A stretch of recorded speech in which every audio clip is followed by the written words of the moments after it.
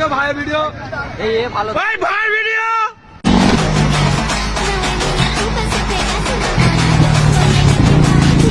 हम लोग खड़ा है घुराए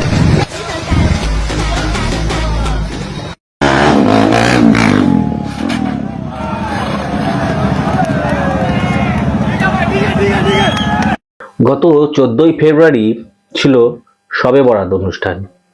সেই শবে বরাত অনুষ্ঠানের রাত্রে কি ঘটেছে আপনারা এতক্ষণ সেটা দেখলেন।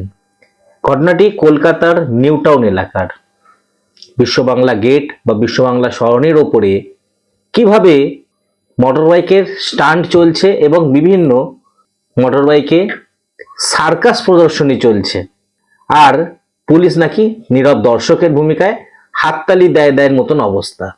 এমনই অভিযোগ বিরোধী দলের তরফ থেকে। তো ভিডিওগুলি আপনারা দেখলেন কি চলছে। শবে বরাত একটি পবিত্র অনুষ্ঠান, মুসলমানদের ধর্মের। এই রাত্রে নাকি নমাজ পড়লে অনেক কিছু প্রাপ্তি ঘটে, অনেক কিছু ব্যাপার রয়েছে এবং তাদের মধ্যে বিভিন্ন রকমের ধর্মীয় অনুষ্ঠান হয়ে থাকে। এই ভিডিওগুলি দেখার পর কি বলবেন মৌলানারা? এটা কি কাম্য? না এইটাই অ্যাকচুয়ালি ধর্ম, যে বাইকে স্টান্ট করুন, রানিং রাস্তার উপরে মানুষকে অসুবিধা করুন, মানুষকে যারা ওখানে হয়তো লোকাল যারা বেরিয়েছিলেন রাত্রের দিকে, একটা ব্যস্ত রাস্তা, সেখানে জ্যাম করে রাস্তা দখল করে এরকমভাবে লোকের অসুবিধা করুন, এটা কি কাম্য? অবশ্যই বলবেন আপনাদের বক্তব্য। আপনারা কি মনে করছেন যে কি ছিল আর কি করা উচিত ছিল? পুলিশ কি কিছুই জানতো না? না পুলিশ সবকিছু জেনে নীরব ছিল? ওপর মহলের কোনো অর্ডার ছিল? জানি না কি বক্তব্য।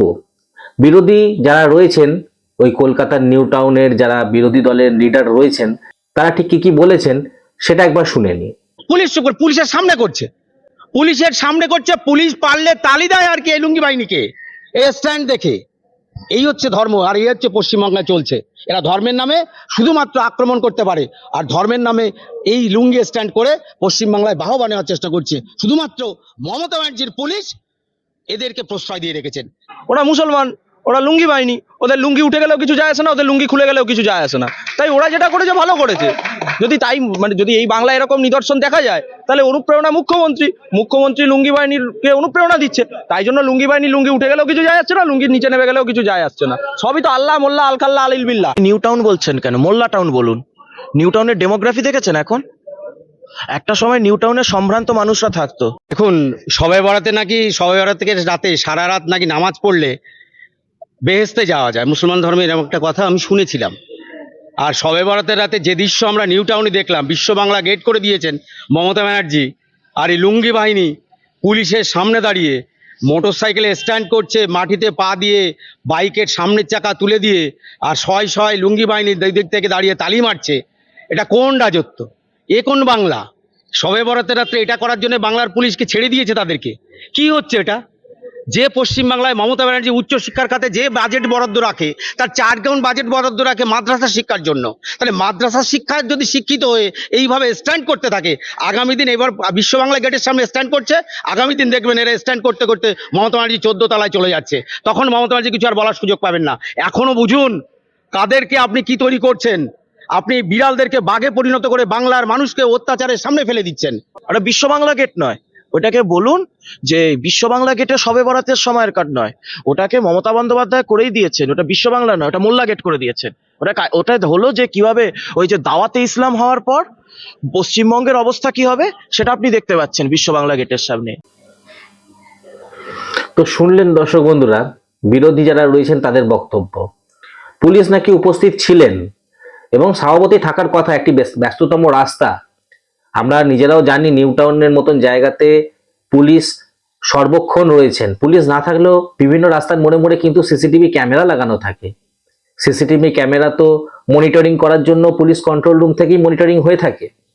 তাহলে যদি পুলিশ নাও থাকতো, মনিটরিং রুম থেকে তো খবরটা পুলিশের কাছে যেত যে দেখুন নিউ টাউনের মোড়েতে, বিশ্ব বাংলা মোড়েতে এরকম ভাবে জমায়েত করে বাইক টার্নিং হচ্ছে, রাস্তা দখল করে ব্যস্ততম রাস্তাকে আটকে রাখা হয়েছে। কোনো অ্যাম্বুলেন্স আসলে হয়তো সে ফেসে যেতেও পারে, এমার্জেন্সি লোকে থাকতেই পারে, বিভিন্ন দূর দূরান্ত থেকে যারা বিমানবন্দরে বিমান ধরতে যান, এয়ারপোর্ট যাওয়ার জন্য এই রাস্তাতে করা হয়, মানে ওই নিউ টাউন হয়ে লোককে এয়ারপোর্ট যেতে হয়। তো সেক্ষেত্রে একটি ব্যস্ততম রাস্তাকে আটকে এরকম ভাবে শবে বরাতের রাত্রে বাইক স্ট্যান্ডিং করাটা কি পুলিশের চোখে কিছুই আসেনি? এটা কখনো হতে পারে না, এটা কখনো হয়ে থাকতে পারে? একটা মানে নর্মাল অবস্থায় একটা হেলমেট না পরে গেলে পুলিশের কাছে থেকে খবর চলে যায় এবং সিসিটিভি ক্যামেরা যে লাগানো থাকে মোড়েতে, সেখান থেকে ছবি তুলে আপনার ফোনেতে কেসটা পাঠিয়ে দেওয়া হয় যে আপনি হেলমেট পরে রাস্তা ক্রস করেছেন, বা আপনি ওভার স্পিড করেছেন, বা আপনি স্টপ লাইনটা মেনটেন করেননি, সঙ্গে সঙ্গে মোবাইলে কেস চলে আসবে। তাহলে এখানে সবকিছু জেনে পুলিশ কেন নীরব ছিল? কেন পুলিশ নাকি দর্শকের ভূমিকা অবলম্বন করেছে? তাহলে কি কোনো উপর মহলের চাপ ছিল? কি চলছে? কি বলবেন আপনারা এটাকে নিয়ে? এটা কোন রাজ্যে আমরা বাস করছি? কিছু মানুষের জন্য নিয়ম একরকম, কিছু মানুষের জন্য নিয়মটি আলাদা। এটা কখনো একটি সব ধর্মের মানুষের ক্ষেত্রে যেখানে আইন সবার জন্য সমান, সেটা কি কাম্য? প্রশ্ন উঠছে পুলিশের দিকে। কি করছিলেন পুলিশ, কি করছিলেন পুলিশ প্রশাসনের ভূমিকা? বলবেন দর্শক বন্ধুরা, আপনাদের কোনো বক্তব্য থাকলে এই ভিডিওর কমেন্ট সেকশনে আপনাদের মূল্যবান বক্তব্যটি কিন্তু জানিয়েই যাবেন। তো বন্ধুরা, এই ছিল একটি শর্ট প্রতিবেদন যা আপনাদের সামনে আমি শেয়ার করলাম। ভিডিওটি ভালো লাগলে অবশ্যই লাইক করবেন, শেয়ার করবেন এবং এই ছোট্ট চ্যানেলটিকে সাবস্ক্রাইব করে পাশে থাকবেন নিউজের পরবর্তী নোটিফিকেশনের আপডেট সর্বপ্রথম পাওয়ার জন্য। ধন্যবাদ।